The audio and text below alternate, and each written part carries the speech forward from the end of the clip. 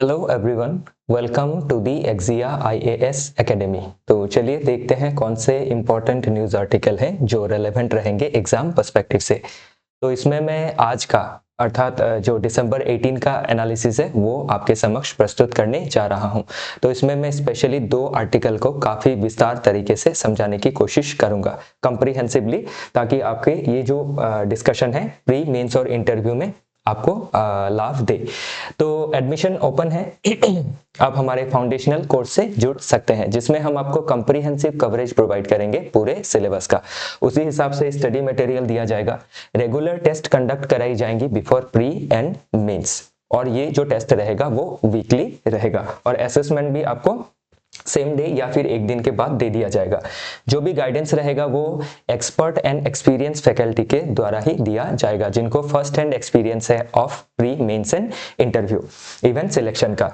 One on one mentoring के तहत आपको पर्सनलाइज गाइडेंस प्रोवाइड की जाएगी, आपको पर्सनलाइज स्टडी प्लान दे दिया जाएगा, और आपकी जितने भी डाउट है उनको कैटर किए जाएंगे। आगे इन हाउस लाइब्रेरी का फैसिलिटी भी अवेलेबल है, जिससे जुड़ के आप अपने प्रिपरेशन को और बेटर बना सकते हैं। फर्दर चीज़ों को डिटेल में जानने के लिए आप कांटेक्ट कर सकते हैं हमारे ऑफिशियल कांटेक्ट नंबर जो है 6002417488। ध्यान रखिएगा, हमारा सिर्फ एक ही ऑफिशियल कांटेक्ट नंबर है। तो आगे बढ़ते हैं आज के पहले आर्टिकल की ओर। तो इसको आपके काफ़ी रिनाउंड ऑथर कह लीजिए या फिर पार्लियामेंटेरियन कह लीजिए, शशि थरूर जी के द्वारा लिखा गया है।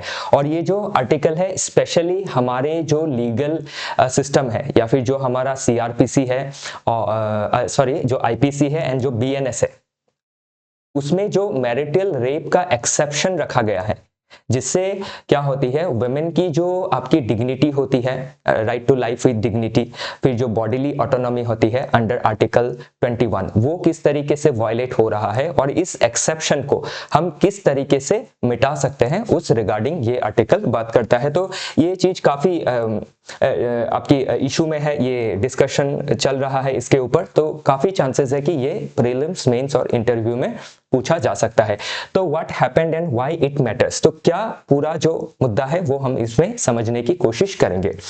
तो इसमें स्पेशली ध्यान रखिएगा कि जो इंडिया का क्रिमिनल लॉ है, मतलब जो आईपीसी है, और अभी अगर देखें जो बीएनएस है, ओके, तो इसका जो सेक्शंस है उसमें रेप को आपका एक्सेप्शन, रेप मतलब जो मैरिटल रेप है, मतलब शादी के बाद जो हस्बैंड वाइफ के बीच में जो भी रिलेशन होती है, उसमें अगर वाइफ का कंसेंट ना भी हो तो भी उसमें क्या है, जो फिजिकल आपकी प्रॉक्सिमिटी है या फिर जो रिलेशन है उसको बनाई जा सकती है। तो ये क्या करता है, जो वुमेन का डिग्निटी है उसको वायलेट करता है। तो इसमें स्पेशली जो non consensual sex with their wifes है, ये सबसे बड़ा अहम मुद्दा है। तो इसमें ये चीज मेंशन की गई है कि शादी होना इट डजंट मीन कि लाइसेंस मिल गया है। तो इसमें वाइफ की अगर रजामंदी नहीं है, उनका कंसेंस नहीं बन रहा है, तो जो रिलेशन है, स्पेशली जो आपकी सेक्सुअल रिलेशन है या फिर फिजिकल रिलेशन है, उसको स्टैब्लिश नहीं किया जा सकना चाहिए और उसको पनिशेबल बनाया जाना चाहिए। तो इसमें स्पेशली जो कॉलोनियल एरा का जो माइंडसेट है या फिर जो पैट्रियार्कल रेलिक्स है उसको क्रिटिसाइज किया गया है। और इसमें यह कहा गया है कि मैरिज को ट्रीट किया जा रहा है as a permanent sexual consent. तो इसमें यह मान लिया जा रहा है कि शादी हो गया मतलब कि आप जो रिलेशन है, स्पेशली फिजिकल रिलेशन, उसके लिए आपका कंसेंट पूरा लाइफ भर है, ओके। और इसमें अगर वाइफ की रजामंदी नहीं भी है और वुमेन के ऊपर हस्बैंड अपने आप को फोर्स भी करता है, तो इसमें हस्बैंड के अगेंस्ट कोई लीगल एक्शन नहीं लिया जा सकेगा। तो इसमें अभी अगर देखें हम, it notes that the exception क्या है, इसका सबसे बड़ा दुविधा यह है या फिर अनफॉर्चुनेट है कि इट कंटिन्यूस इन आईपीसी, और भारतीय न्याय संहिता में भी जो 2023 में आया है उसमें भी ये कंटिन्यू है, और डायरेक्ट अटैक है ऑन कॉन्स्टिट्यूशनल वैल्यूज। तो जो हमारा कॉन्स्टिट्यूशनल मोरालिटी है उसके ऊपर ये एक वायलेशन है, और जो वायलेशन है वो किस लिए है, बिकॉज ऑफ जो आपकी ट्रेडिशनल मोरालिटी है या फिर जो आपकी पुरानी जो मोरालिटी है या फिर जो पब्लिक मोरालिटी है, उसके वजह से जो हजारों सालों से चली आ रही है, जो कॉन्स्टिट्यूशन के कौन से प्रिंसिपल्स को वायलेट करती है, इक्वालिटी, जो आर्टिकल कितने में मेंशन किया हुआ है, आर्टिकल 14 में। फिर डिग्निटी और प्राइवेसी और जो बॉडीली ऑटोनॉमी है वो हम किसके साथ लिंक करके देख सकते हैं, आर्टिकल 21 के साथ, ध्यान रखिएगा। तो ये कॉन्स्टिट्यूशनल जो इसका एस्पेक्ट है वो देखना काफी जरूरी रहेगा। फिर है it highlights that sexual violence inside marriage is wide spread. तो हमारे देश में क्या है, जो सेक्सुअल वायलेंस है तो ये सिर्फ आपके अनमैरिड रिलेशन में ही नहीं है।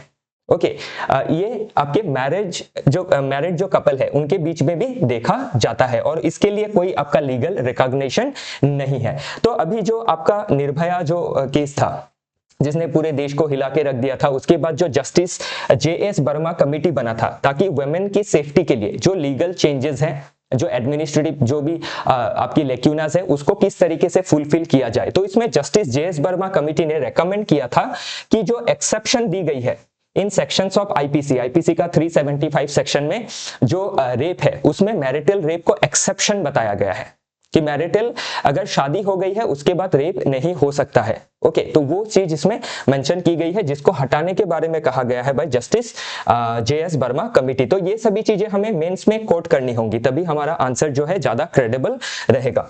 Then fears of misuse can not justify. तो अभी क्यों मैरिटल रेप को हमारे देश में क्रिमिनलाइज नहीं किया गया है, इसका ये एक आपका जस्टिफिकेशन दिया जाता है कि अगर इसको क्रिमिनलाइज किया जाता है तो जिस तरीके से अदर सेक्शंस जैसे डोमेस्टिक वायलेंस का सेक्शन जिस तरीके से कुछ चंद महिलाओं द्वारा जो मिसयूज होता है हस्बैंड को हैरास करने के लिए, तो इसका भी आपका मिसयूज हो सकता है, ऐसा एक आपका फियर है फ्यूचर के लिए।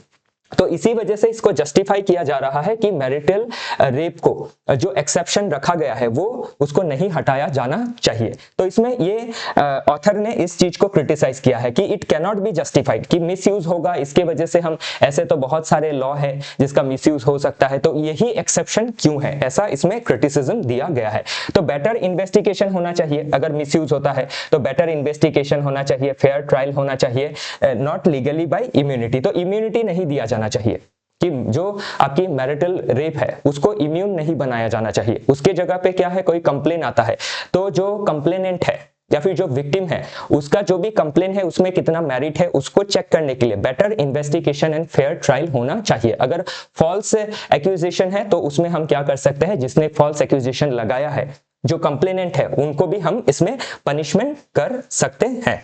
नेक्स्ट हम इसमें देखेंगे कि it links reform to India's international commitment. तो इंडिया ने इंटरनेशनली भी क्या है जो वुमेन्स के राइट रिलेटेड कन्वेंशन है उसमें उसको सिग्नेचर किया है, उसको रेटिफाई किया है। तो उस हिसाब से क्या है, इंडिया को जो मैरिटल रेप का एक्सेप्शन रखा गया है that needs to be wiped out. Okay तभी हम क्या है इंटरनेशनल स्टैंडर्ड्स को, ह्यूमन राइट्स के अप्रोच को इक्वली मीट कर पाएंगे फॉर आपके मेल एंड फीमेल। तो वो काफी जरूरी है। फिर constitutional mandate to align with law. तो हमारा कॉन्स्टिट्यूशन भी क्या है, काफी मॉडर्न है। तो ये आर्टिकल 14 इक्वालिटी के बारे में बात करता है।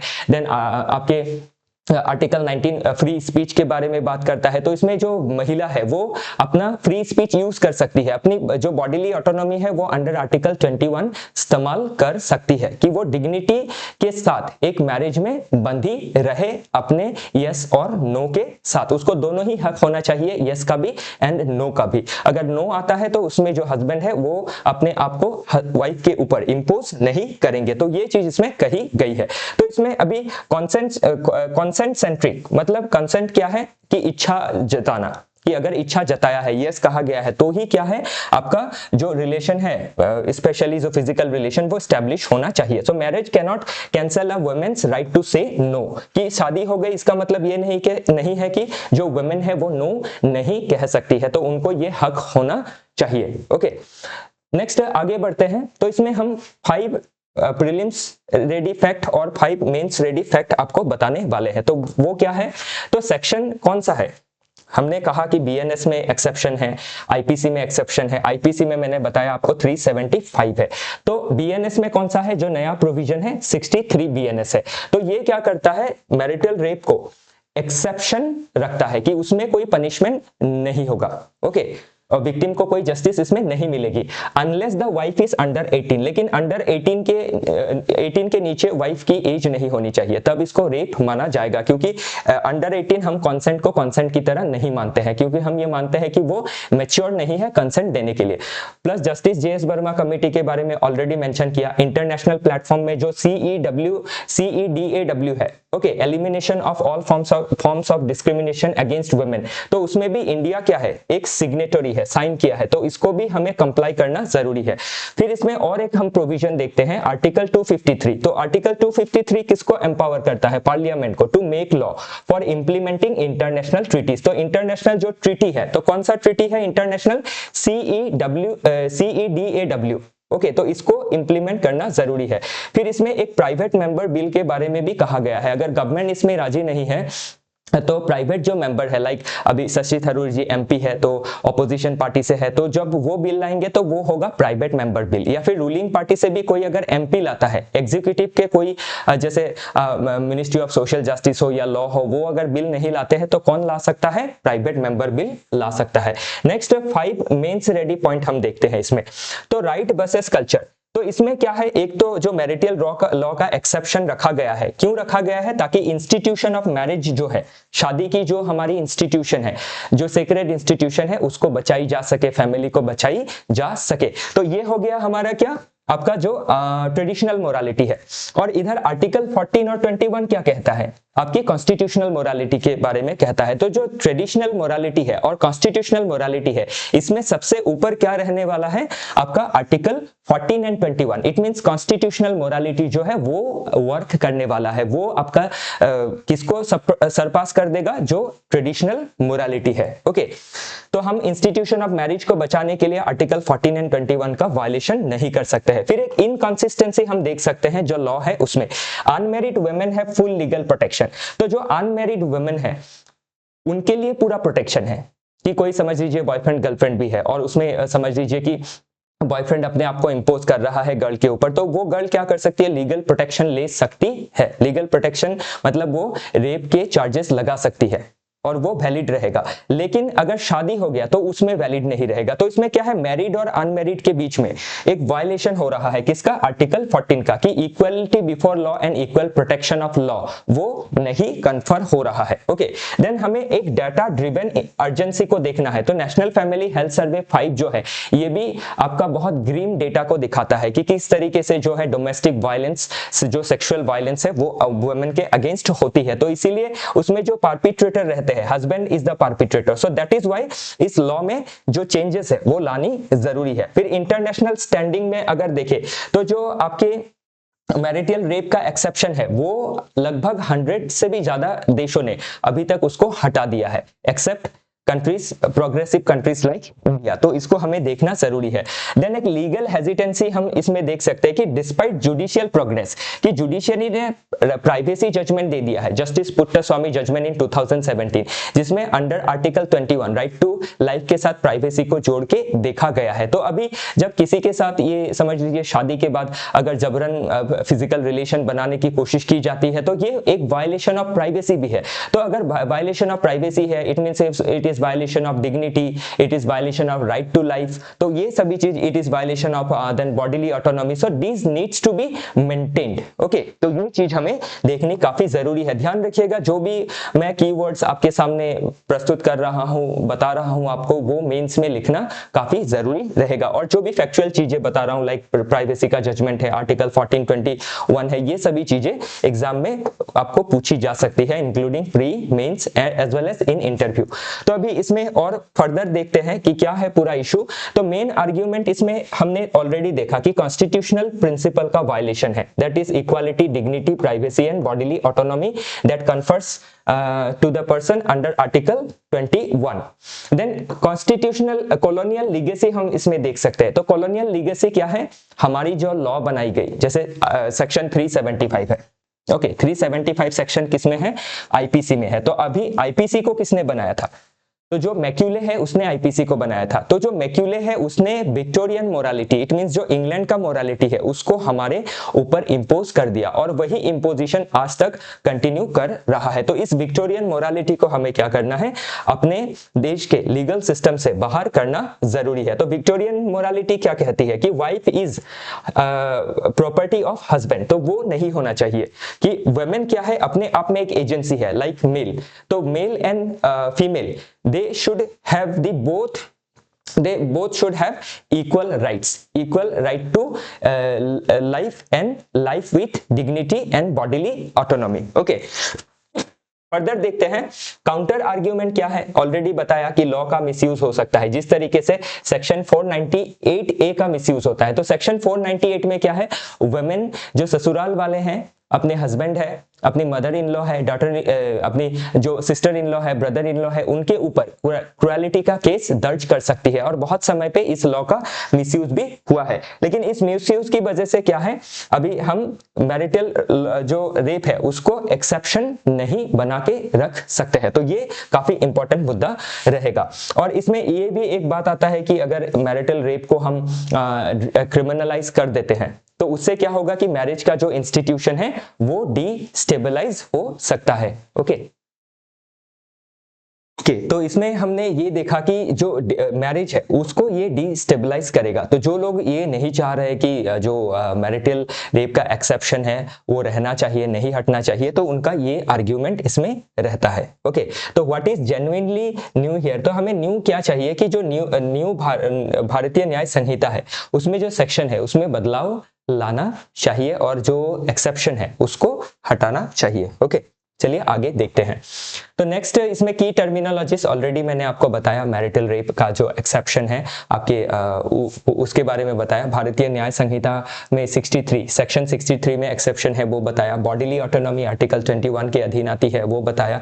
रेस्टिट्यूशन ऑफ कंजुगल राइट्स क्या होता है, a legal remedy compelling a spouse to cohabit. तो इसमें क्या होता है, जब कोहिबिट नहीं करते, हस्बैंड वाइफ दूर रहते हैं, तो उसमें क्या है, हस्बैंड ये फाइल कर सकता है कि वाइफ को साथ में रहना है, तो उसको कहा जाता है restitution of conjugal rights. Private member bills already बताया, ये प्रीलिम्स में बन सकता है कि प्राइवेट मेंबर बिल होता क्या है, जो एग्जीक्यूटिव के तरफ से नहीं आता है, एमपी के तरफ से आता है, वो चाहे आपके एमपी हो रूलिंग पार्टी के या फिर अपोजिशन पार्टी के। CEDAW क्या है वो भी बताया। कंजुगल एक्सेप्शंस क्या है आप उसमें वो भी मैंने बताया। सोशल और legal expectations of A sexual relation with in a marriage. Patriarchy क्या है, ऐसा एक नॉर्म है जिसमें क्या होता है, पावर जो होता है, पावर डायनेमिक्स मेल की और रहता है। फिर फंडामेंटल राइट्स पता ही है, पार्ट 3 में जो है आर्टिकल 21 मतलब 12 से लेके 35 तक जो है पार्ट 3 में। ओके, तो उसमें से सबसे इंपॉर्टेंट जो राइट है, या फिर हम एक आपका ट्राइंगल इसको या फिर गोल्डन थ्रेशोल्ड बता सकते हैं, article 14 then 19 and 21। Okay, victim blaming, तो विक्टिम ब्लेमिंग ये हमारे सोसाइटी का एक बहुत बड़ा प्रॉब्लम है कि जो विक्टिम होता है हम उसी को ब्लेम करने लगते हैं, उन्हीं के जो कैरेक्टर है उसको उछालने लगते हैं, तो ये एक प्रॉब्लम है। ठीक है, तो क्या इक्वालिटी चाहिए हमें, सब्सटेंटिव इक्वालिटी चाहिए। Equality not only on paper but in actual sense too. Okay, next हम इसमें देखते हैं हिस्टोरिकल इवोल्यूशन। थोड़ा बहुत हम अगर देखें तो हेले का जो डॉक्ट्रिन था यूके में, उसमें ये एस्टैब्लिश किया गया था कि आपका establish that a husband can not be guilty of rapping his wife, कि वाइफ के साथ रेप नहीं हो सकता है अगर शादी हो गई है। तो ये कितना पुराना विक्टोरियन मोरालिटी है।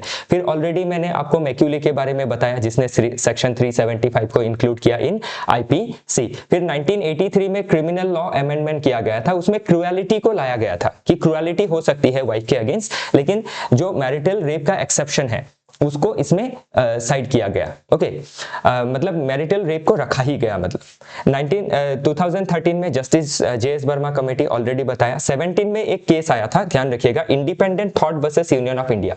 तो इसमें sex with a minor wife 15 to 18 years is a rape, ये कहा गया। लेकिन मैरिटल रेप जो है विथ अ मैच्योर्ड वाइफ मतलब 18+ वाइफ, तो उसके साथ ये एक्सेप्शन जो है, रेप का जो एक्सेप्शन है वो रखा गया है कि उसको रेप नहीं माना जाएगा। फिर 2022 में दिल्ली हाई कोर्ट में भी स्प्लिट वर्डिक्ट आया।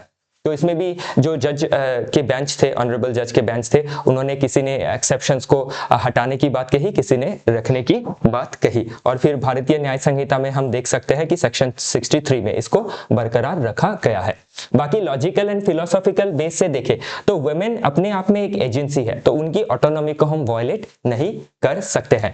Then public versus private sphere को देखें, अगर गवर्नमेंट ये मानती है कि शादी के बाद जो पर्सनल स्फेयर है उसमें स्टेट को इंटरवीन नहीं करना चाहिए, अदरवाइज क्या है, जो आपकी फैमिली की इंस्टीट्यूशन है, मैरिज इंस्टीट्यूशन है, वो ब्रेक डाउन हो जाएगी, तो वो हम इसमें नहीं मान सकते हैं। जब अगर प्राइवेट स्फेयर में भी किसी का राइट्स वायलेट होता है तो it needs to be protected by the state, it is state's duty to protect, क्योंकि स्टेट क्या है, स्टेट सोशल कॉन्ट्रैक्ट थ्योरी के तहत आई है। तो हमारे देश का सोशल कॉन्ट्रैक्ट थ्योरी क्या है, इंडियन कॉन्स्टिट्यूशन, जिसमें we the people of India लिखा हुआ है कि हमारे देश के कोई भी सेक्शन हो, कोई भी जेंडर के पॉपुलेशन हो, everyone should entitle to their rights, they should get the entitlements. Okay, capability approach में अगर देखें तो अमित्य सेन जी का जो थ्योरी है या फिर फिलोसॉफी है, तो अगर एक वुमेन के अंदर वायलेंस का फियर रहेगा, एक सप्रेशन का डर रहेगा, तो अपना फ्रीडम को वो इस्तेमाल नहीं कर पाएगी, कैपेबिलिटी को डेवलप नहीं कर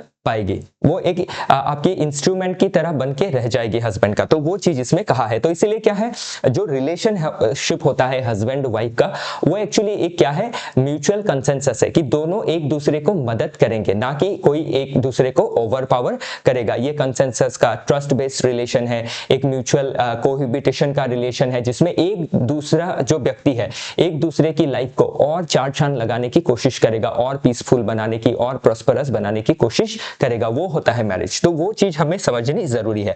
फिर फेमिनिस्ट थ्योरी के हिसाब से देखें तो इसमें भी क्या है कि जो मैन है उसको रीजनेबल होना चाहिए। ओके, कि वो वुमेन का जो रीजन है वो भी समझे कि किसी समय वुमेन को इस तरह का जो आपका कंजुगल राइट्स है उसमें इंटरेस्ट नहीं भी हो सकता है। ओके, तो उस समय क्या है, उनका जो नो है, जो कंसेंसस है, उसको एक्सेप्ट करना चाहिए, ना कि अपनी ईगो को हर्ट करना चाहिए। ओके, डायमेंशन की ओर से देखें तो लीगल हम आर्टिकल 14 का वायलेशंस देख सकते हैं। सोशली अगर देखें तो जो वायलेंस है उसको नॉर्मलाइज कर दिया गया है।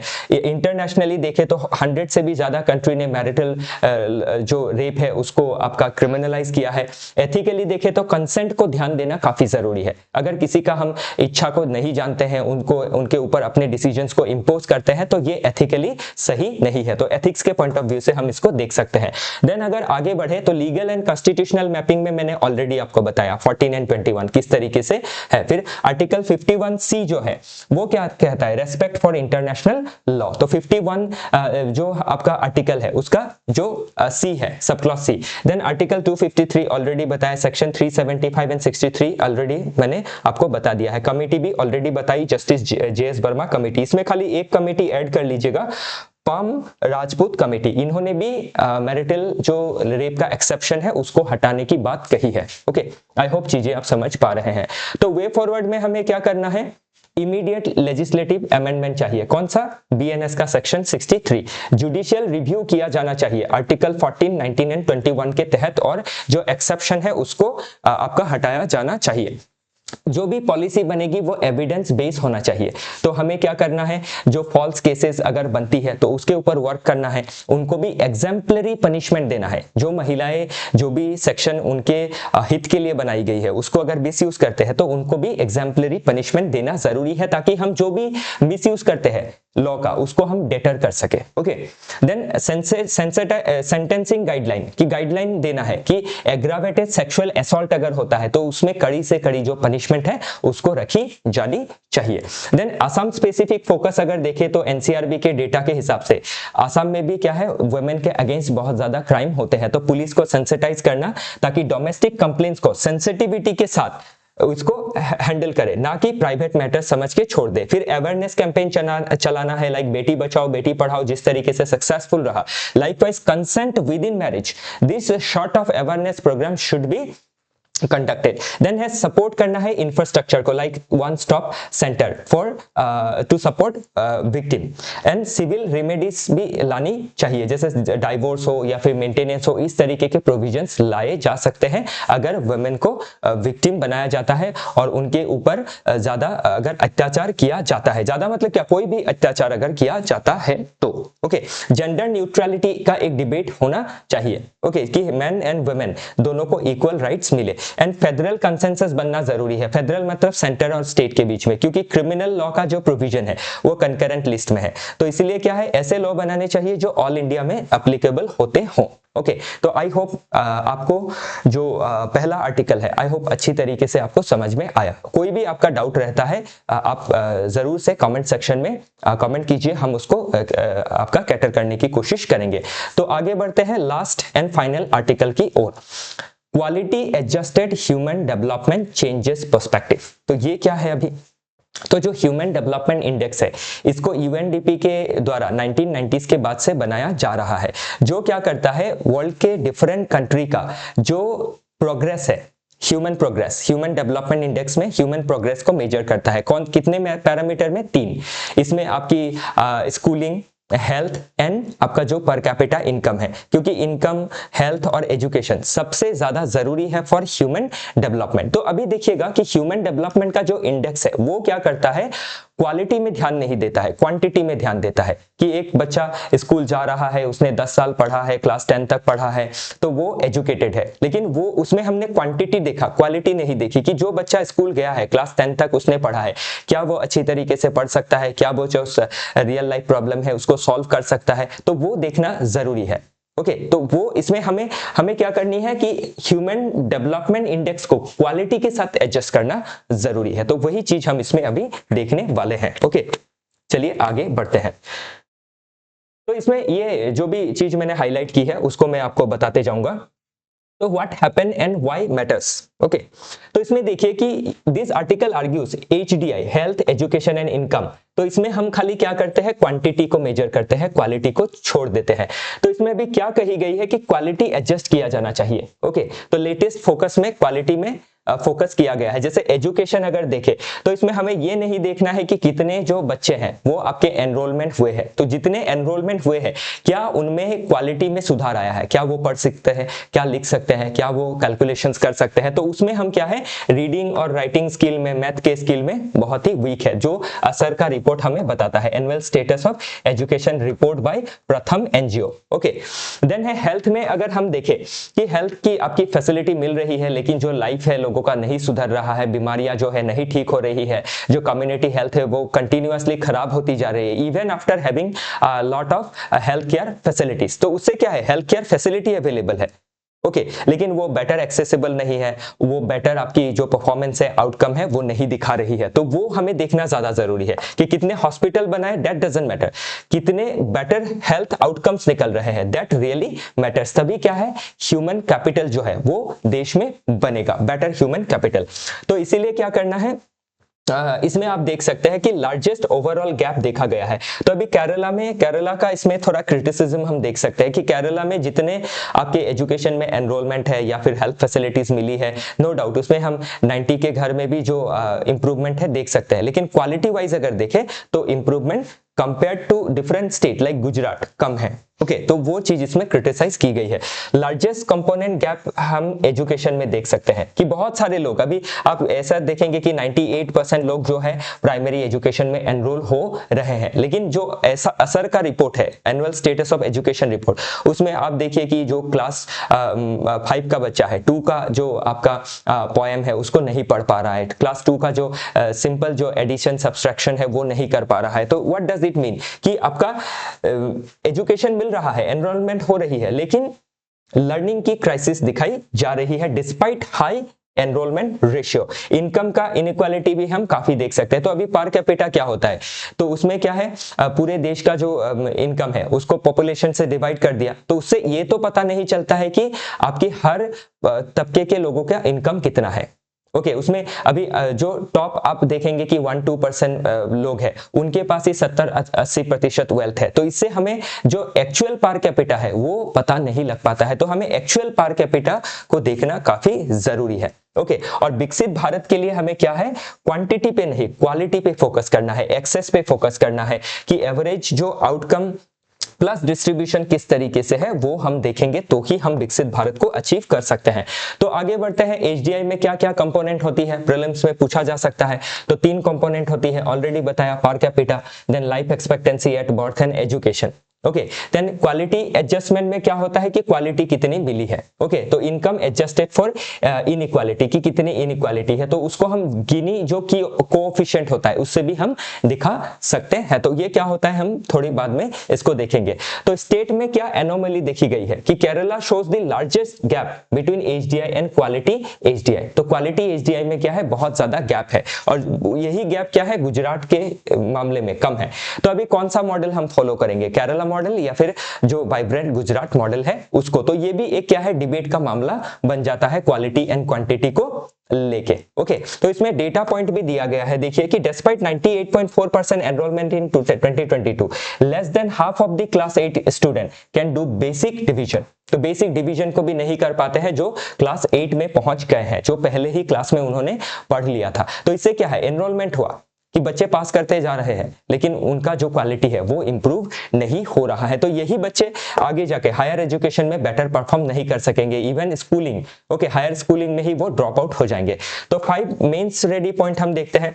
तो हमें किस में ध्यान देना है, क्वालिटी में ध्यान देना है, देन क्वांटिटी। जो इनइक्वालिटी का ट्रैप में हम फंसे हुए हैं उसको हमें दूर करना है। तो पर कैपिटा में हम अगर देखें 1% के पास बहुत ज्यादा जो इनकम है वो आपकी कंसंट्रेटेड हो चुकी है, जिसको हम वेल्थ कंसंट्रेशन कह सकते हैं।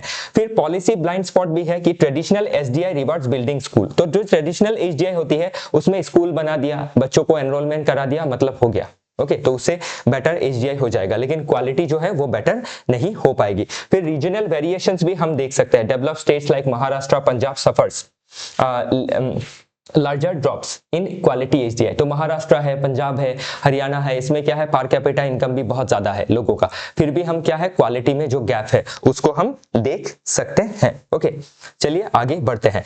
देन रीजनल वेरिएशंस में भी हम ये तो हमने देख लिया। ओके, और विकसित भारत के साथ किस तरीके से लिंक करेंगे कि क्वालिटी एंड क्वांटिटी दोनों को ही बढ़ाना जरूरी है, क्वांटिटी के साथ क्वालिटी में ध्यान देना जरूरी है। तो इसीलिए क्या है, एजुकेशन हेल्थ को बेटर बनाना जरूरी है, क्वालिटी के साथ देखना जरूरी है। बेटर हमें डाटा लेना होगा, क्वालिटी के ऊपर फोकस करना होगा, नॉट ऑन क्वांटिटी। ओके, तभी हम एक डेवलपमेंटल फेज में जा सकते हैं, रियल डेवलपमेंट। एंड जेन्युइनली हमें क्या चाहिए कि जो केरला मॉडल है क्वांटिटी भी चाहिए, और जो गुजरात मॉडल है क्वालिटी भी चाहिए, मतलब एक इसका बीच का रास्ता हमें अपनाना जरूरी रहेगा। की टर्मिनोलॉजीज ऑलरेडी मैंने गिनी कोएफिशिएंट नहीं बताया था, तो ये एक मेजर है, स्टैटिस्टिकली मेजर करता है कि 0 है तो परफेक्ट इक्वालिटी है, और 1 है तो मैक्सिमम इनइक्वालिटी है, जो कभी नहीं होता है, 1 भी नहीं होता है, 0 भी नहीं होता है, तो इसके बीच में हमें लाना जरूरी है। लर्निंग पॉवर्टी क्या है, जो पढ़ लिख नहीं पाते हैं स्कूल में जाने के बाद भी। तो ये किसने कॉइन किया था इस टर्म को, वर्ल्ड बैंक ने। ओके, तो हमें क्या डेवलप करना है, डेमोग्राफिक डिविडेंड को पाने के लिए क्वालिटी ह्यूमन कैपिटल डेवलप करना है। तो डेमोग्राफिक डिविडेंड क्या होता है, जो वर्किंग एज पॉपुलेशन होती है एक देश की, उसको हम डेमोग्राफिक डिविडेंड कहते हैं, जो आज के समय पे भारत के पास सबसे ज्यादा है। विकसित भारत क्या है, डेवलप बनना है हमारे नेशन को बाय 2047, $30 ट्रिलियन की इकोनॉमी बननी है। इसमें भी हमें सिर्फ $30 ट्रिलियन इकोनॉमी के ऊपर फोकस नहीं करना है, जो $30 ट्रिलियन का इकोनॉमी होगा उस वेल्थ का इक्वल जो डिस्ट्रीब्यूशन है वो भी हमें लगेगा। ओके, फिर हिस्टोरिकल इवोल्यूशन देखें तो फर्स्ट जो ह्यूमन डेवलपमेंट इंडेक्स है 1990 में आया, यूएनडीपी के द्वारा पब्लिश किया गया, और इसको फ्रेम किसने किया इस आइडिया को, महबूबुल हक एंड अमर्त्य सेन जी। अमर्त्य सेन जी इंडिया से, महबूबुल हक फ्रॉम पाकिस्तान। 2000 में देखें तो ह्यूमन डेवलपमेंट को बढ़ाने के लिए एमडीजी लाया गया, मिलेनियम डेवलपमेंट गोल्स, जिसमें 8 गोल्स थी, एजुकेशन, हेल्थ, इस सभी चीजों में फोकस किया गया था। फिर इंडिया में 2009 में राइट टू एजुकेशन आया, जो सिर्फ क्वांटिटी में फोकस करता है, क्वालिटी में फोकस नहीं करता है। देन 2010 में यूएनडीपी ने इंट्रोड्यूस किया इनइक्वालिटी एडजस्टेड एचडीआई। देन 2015 में एसडीजी गोल लिया गया, 17 एसडीजी गोल, सस्टेनेबल डेवलपमेंट गोल, जिसको फुलफिल किया जाना है बाय 2030। ओके, फिर न्यू एजुकेशन पॉलिसी, तो इसमें हमें किसमें ध्यान देना है, क्वालिटी में ध्यान देना है।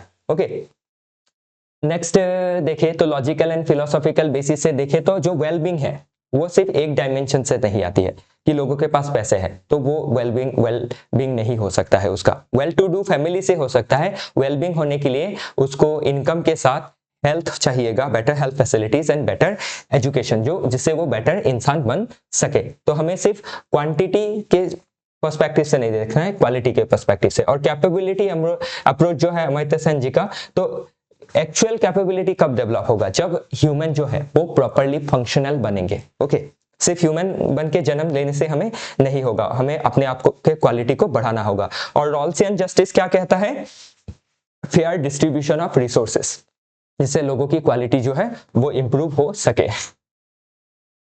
नेक्स्ट हम इसमें देखते हैं लीगल एंड इंस्टीट्यूशनल मैपिंग। तो कॉन्स्टिट्यूशन का आर्टिकल 21A क्या कहता है? Free and compulsory education 6 to 14 के बीच में।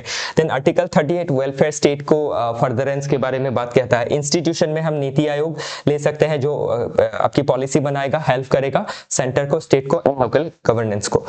Ministry of statistics and programme implementation को क्या करना है? बेटर डेटा कलेक्ट करना है by their agency NSSO। Okay, next NCERT से आप ये बेसिक्स पढ़ सकते हैं। और वे फॉरवर्ड में क्या करना है? डेटा ड्रिवन पॉलिसी करनी है, क्वालिटी डेटा कलेक्ट करना है। एजुकेशन रिफॉर्म में हमें राइट टू एजुकेशन से राइट टू लर्निंग में शिफ्ट करना है। हेल्थ ट्रैकिंग करनी है through Ayushman Bharat digital mission. Then inequality को रिडक्शन करना है बाय प्रोग्रेसिव टैक्सेशन, ताकि सोशल सिक्योरिटी हम दे सके। स्टेट के बीच में कंपटीशन लाना जरूरी है, ताकि हम क्या कर सके? कंपटीशन जब लाएंगे तो उनका परफॉर्मेंस जो है वो बेटर होने लगेगा। ओके, फिर टीचर को अकाउंटेबल बनाना है, बेटर ट्रेनिंग उनको देनी है। आसाम का फोकस देखें तो आसाम में फ्लड हर साल होते रहता है, जो काफी बड़ा एक डिजास्टर क्रिएट करता है, तो इसलिए फ्लड रेजिलिएंट एजुकेशन इंफ्रास्ट्रक्चर बनानी जरूरी है। और MMR भी बहुत ज्यादा है हमारे स्टेट में, तो उसको भी कम करनी है। फिर जितना भी हमने डेवलपमेंट किया है उसमें कम्युनिटी ऑडिट होना काफी जरूरी है, कि जैसे सोशल ऑडिट होता है उसी तरीके से कम्युनिटी क्या करेगी? डिफरेंट जो फैसिलिटीज है उनको ऑडिट करेगी, ताकि हम बेटर पॉलिसी को ले सके।